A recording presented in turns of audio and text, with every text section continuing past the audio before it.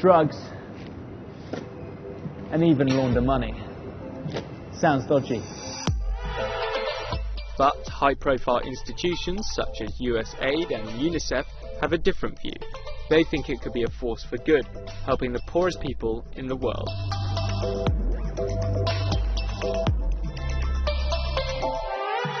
It's a technology called blockchain, a global online database that anyone, anywhere, with an internet connection can use. Unlike traditional databases, which are owned by central figures like banks and governments, a blockchain doesn't belong to anyone. And with an entire network looking after it, cheating the system by faking documents, transactions and other information becomes near impossible. Here's how it works. Blockchains store information permanently across a network of personal computers. This not only decentralizes the information, but distributes it too. So how can a multi-purpose online database whose users include criminals work for everyday use? How does it stay relatively hack-proof? The answer is blockchain's millions of users. They make it difficult for any one person to take down the network or corrupt it. The many people who run the system use their own personal computers to hold bundles of records submitted by others. The records are known as blocks. Each block has a timestamp and a link to a previous block, forming a chronological chain. It's like a giant Google Doc with one key difference. You can view it and add to it, but you can't change the information that's already there. The blockchain enforces this by using a form of math called cryptography, which means records can't be counterfeited or altered by someone else. Blockchain's most famous application is Bitcoin. It's a digital currency that is created and held electronically, and you can send it to anyone, whether you know them or not. Bitcoin provides a level of anonymity we've not seen in modern times. That's because, unlike credit cards and PayPal payments, there are no middlemen such as banks and financial institutions asking for our personal information and home address.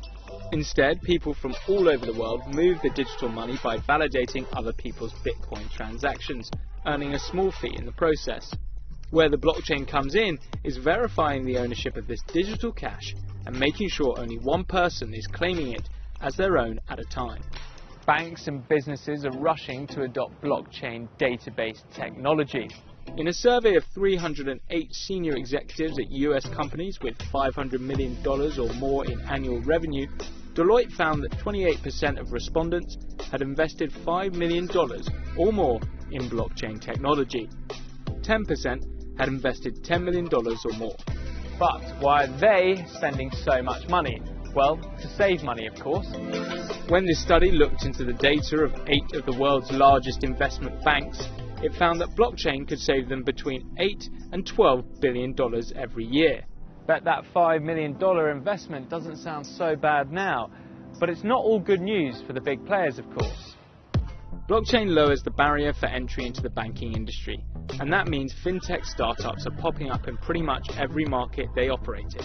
If banks and companies can't keep up, they're putting their own survival at risk.